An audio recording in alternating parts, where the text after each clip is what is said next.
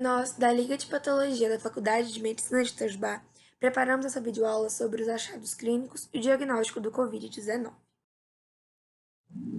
Esse vídeo faz parte do projeto da ABLAN com a SANAR e com as ligas acadêmicas parceiras.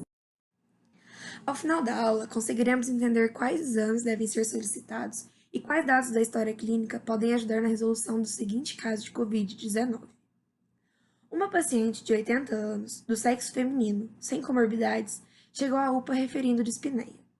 A frequência respiratória dela era de 26 respirações por minuto e a saturação 82%. Na ausculta respiratória foram encontrados roncos e crepitações bilaterais. Ela foi colocada em isolamento por causa do momento de pandemia que estamos vivendo e foram solicitados exames para confirmação do diagnóstico de Covid-19. Após a confirmação, foi encaminhada ao hospital e posteriormente internada na UTI.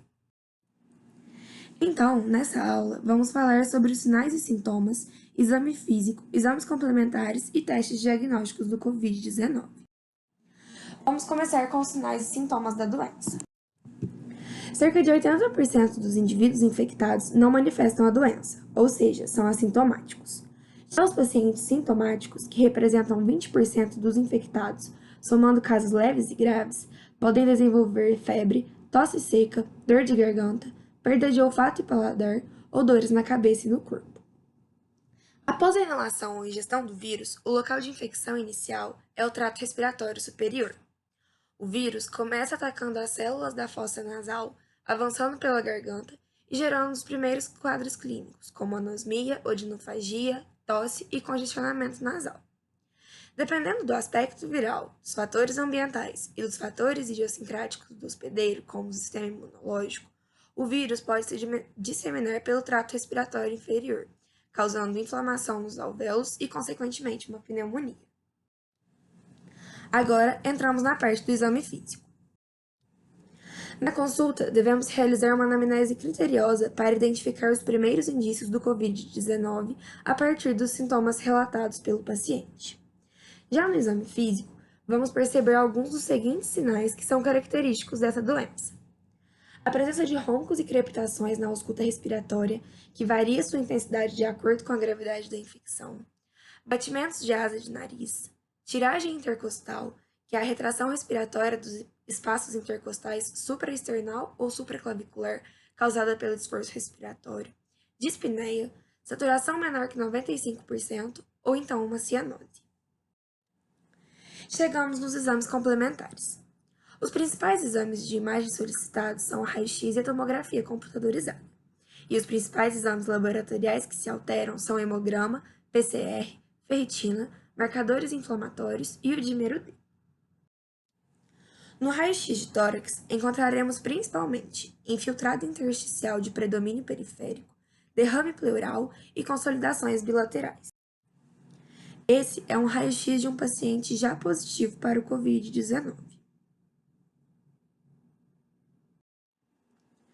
Na tomografia, conseguimos ver alguns dos seguintes aspectos: consolidações focais, espessamento septal e alterações reticulares, acometimento intersticial, opacidade em vidro fosco, que é um aumento da atenuação pulmonar, porém sem obscurecer as margens brônquicas e vasculares, que é causado por um preenchimento parcial do espaço aéreo, espessamento intersticial, colapso parcial alveolar, expiração normal ou aumento do volume sanguíneo capilar. Também conseguimos observar alterações cicatriciais pulmonares, como estrias fibróticas ou derrame pleural. Nos casos de derrame, em 25% dos casos, os infiltrados são unilaterais e em 75% são bilaterais. Em preto, conseguimos ver uma opacidade em vidro fosco. As principais alterações vistas no hemograma são a queda dos linfócitos e da hemoglobina. A linfopenia está diretamente associada à gravidade e mortalidade da doença. A queda de hemoglobina ocorre devido a um ataque do grupo M da hemoglobina, causando cada vez menos produção dessa célula. A hemoglobina é a célula que carrega o oxigênio e o dióxido de carbono. Devido a essa queda, pode ocorrer um envenenamento e inflamação extremos devido à incapacidade de realizar trocas gasosas com frequência.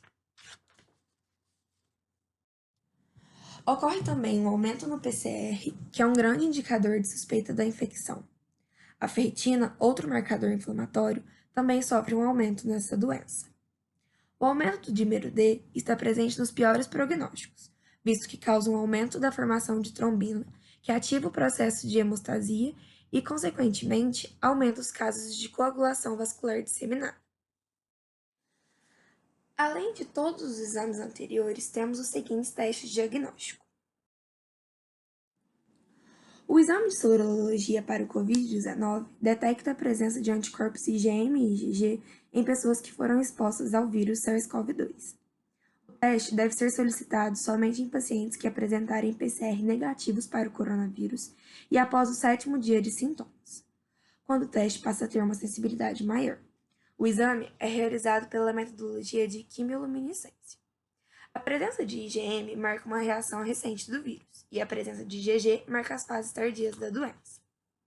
O diagnóstico laboratorial é realizado por meio das técnicas de transcriptase reversa polimerase chain reaction, também conhecida como RT-PCR, em tempo real e sequenciamento parcial ou total do genoma viral. A primeira ação do teste é o uso da enzima transcriptase reversa para transformar o RNA do vírus em DNA complementar. Depois de ter sido transformado, são inseridos 2 primers, que são fitas simples de DNA, para auxiliar a amplificação do material genético em 100 milhões de vezes. Com uma sonda complementar ao vírus procurado, é possível observar se o conteúdo molecular é correspondente ao agente infeccioso que os pesquisadores estão investigando. Essas foram as referências que nós utilizamos. Obrigada!